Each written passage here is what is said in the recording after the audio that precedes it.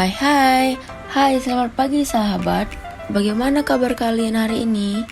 Saya, Emenanda, kembali hadir menjumpai sahabat sastra dalam bincang pintar seputar bahasa dan sastra Indonesia.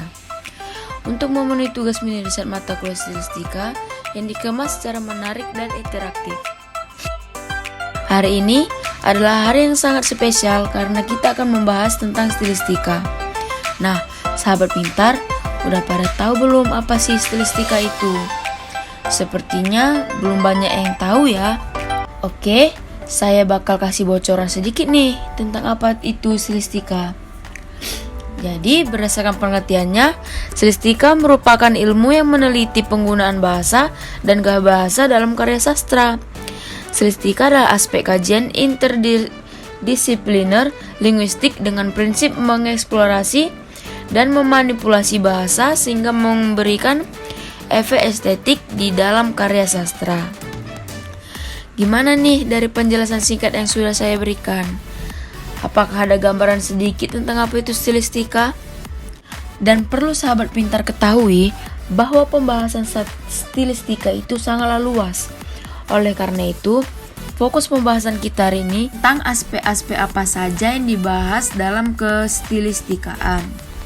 Tapi sebelum masuk ke topik pembahasan kita hari ini, saya bakal kasih bocoran lagi tentang siapa saja narasumber edukasi sastra hari ini. Oke, narasumber yang pertama yaitu Kak Febrian dan narasumber kedua yaitu Kak Jill Afilia. Nah, langsung saja kita ke narasumber pertama kita yang bakal ngasih tahu penjelasan menarik tentang aspek kajian dalam stilistika. Halo, selamat pagi Kak Febrian. Bagaimana kabar Kak Febrian hari ini? Halo, selamat pagi Kak Eme. Ya, puji Tuhan kabar saya baik. Senang sekali rasanya karena saya dapat kesempatan juga untuk bergabung dalam acara Bincang Pintar ini. Dan kami senang banget loh Kak Febrian udah nyempatkan hadir di acara kita. Oke, sebelum masuk ke pembahasan boleh dong Kak Febrian memperkenalkan diri terlebih dahulu. Silahkan Kak Febrian. Halo sahabat, perkenalkan, nama saya Febrian Jumaidi Nenggolan. Saya mahasiswa Prodi Sastra Indonesia dari Universitas Negeri Medan. Oke, tanpa berlama-lama, kita akan dengarkan saja penjelasan tentang stilistika dan aspek-aspek kajian dalam statistika. Silahkan Kak Febrian. Oke, seperti yang sudah dibocorkan oleh Kak Eme di awal, benar sekali bahwa stilistika merupakan ilmu yang meneliti penggunaan bahasa dan gaya bahasa dalam suatu karya bahasa dalam stilistika, dieksplorasi dan dimanipulasi supaya memberikan efek estetik dalam suatu karya secara umum ruang lingkup. Ruang lingkup ini mencakup diksi atau pilihan kata, struktur kalimat majas, dan pencitraan. Hal ini sejalan dengan sebuah pendapat bahwa kajian stilistika dimaksudkan untuk menjelaskan fungsi keindahan, penggunaan bentuk kebahasaan tentu mulai dari aspek bunyi, leksikal, bahasa figuratif, sarana retorika, sampai dengan grafologi. Jika berbicara tentang aspek apa saja yang dibahas dalam stilistika, maka ada 3 hal utama yang menjadi aspek pembahasan dalam stilistika, yaitu aspek leksikal, gramatikal, dan retorika. Oke, kita bahas aspek leksikal dulu ya. Leksikal memiliki pengertian yang serupa dengan diksi, yakni mengacu pada penggunaan kata-kata tertentu yang sengaja dipilih pengarang. Dalam hal itu, leksikal itu secara sederhana mengacu pada bagaimana pengarang menggunakan kata-kata untuk menggambarkan jalan cerita. Nah, ada pendapat yang lain menjelaskan bahwa aspek leksikal dalam suatu cerpen dapat berupa bahasa kolokial. Penggunaan bahasa lain seperti bahasa daerah maupun bahasa asing selain bahasa kolokial adalah bahasa yang dipakai sehari-hari atau bahasa percakapan. Nah, contoh aspek leksikal dalam karya sastra itu seperti apa ya? Oke, saya akan berikan contoh-contohnya. Seperti dapat dilihat pada salah satu puisi karya Chairil Anwar yang berjudul Karawang Bekasi. Teman-teman pasti sudah banyak yang mendengar dan bahkan banyak yang membicarakan puisi tersebut. Nah, di mana puisi ini diungkapkan, yaitu, kami masih muda, kami tinggal tulang diliputi debu. Kenanglah kami, di mana diksi tersebut merupakan diksi yang mengekspresikan jiwa nasionalis yang terasa tragis dan juga mengajak untuk tetap melanjutkan perjuangan. Seperti itu ya terkait aspek leksikal. Nah, aspek kedua adalah aspek gramatikal. Ya, jadi aspek gramatikal dalam stilistika yang dimaksud adalah unsur sintaksis yang di dalamnya terdapat rasa atau frase, klausa, dan kalimat. Aspek gramatikal dalam stilistika dianalisis jenis kalimat seperti kalimat berita pertanyaan, perintah, seruan, dan kalimat tanpa kata kerja. Contohnya seperti apa nih? Oke, saya akan bantu memberikan contoh.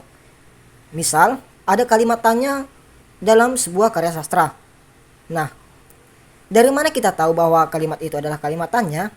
Ya karena ada tanda tanya yang digunakan oleh pengarang pada karya sastra tersebut.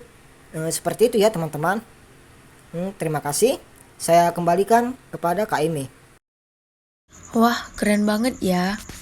Terima kasih Kak Febrian. Penjelasan dari Kakak Febrian sangat mudah dipahami bukan? Jadi gak sabar buat lanjut dengerin penjelasan selanjutnya. Topik penjelasan selanjutnya bakal dilanjutkan oleh narasumber kedua loh, yaitu Kak Jill Afilia. Sekaligus nanti Kak Jill bakal menyajikan sedikit contoh kajian stilistika. Jangan sampai ketinggalan ya sahabat. Oke, selanjutnya kita akan membahas tentang aspek kajian dalam stilistika kali ini. Kita bakal langsung terhubung dengan narasumber kedua, yaitu Kak Jill. Halo Kak Jill, bagaimana kabarnya hari ini? Halo, kayaknya kabar saya baik. Dan hai sahabat pintar. Perasaan saya juga senang sekali bisa bergabung dalam program edukasi sastra dan berbagi pengetahuan seputar sastra. Wah hebat, tanpa berlama-lama lagi, yuk kita simakkan penjelasan dari Kak Jill terkait aspek ketiga kajian stilistika. Silahkan Kak Jill. Aspek ketiga yaitu aspek retorika. Dalam stilistika, retorika itu dapat mencakup beberapa hal seperti pemajasan, penyiasatan struktur, dan citraan. Kalau soal penyemangat, yes, tentu sahabat pintar udah pada tahu dunia jenis-jenis majas. Nah, benar sekali, ada majas personifikasi, metafora, simile, hiperbola, dan lain-lain. Kalau penyiasatan struktur itu berhubungan dengan repetisi paralelisme, anafora, enumerasi, dan pernyataan-pernyataan retoris. Selanjutnya adalah citraan.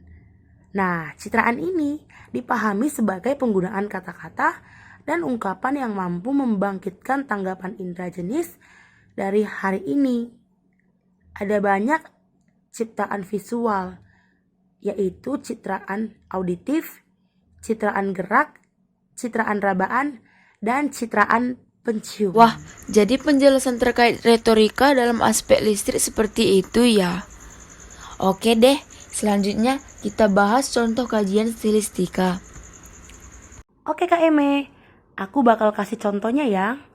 Kajian stilistika pada puisi. Adapun fokus pembahasan dalam kajian ini terletak pada pemajasannya. Puisi yang akan saya kaji berjudul Mahakarya Gunawan Muhammad. Oke sobat, aku bakal bacain kutipan dari puisi ini ya. Nah, nanti sahabat tolong bantu menemukan majasnya. Di detik-detik berikutnya, ruang itu mendengarkan jam. Siu cerek melengking dari didih air. Malam menyeduh teh. Aku bayangkan Misima berkata mimpi membujukku dengan luka.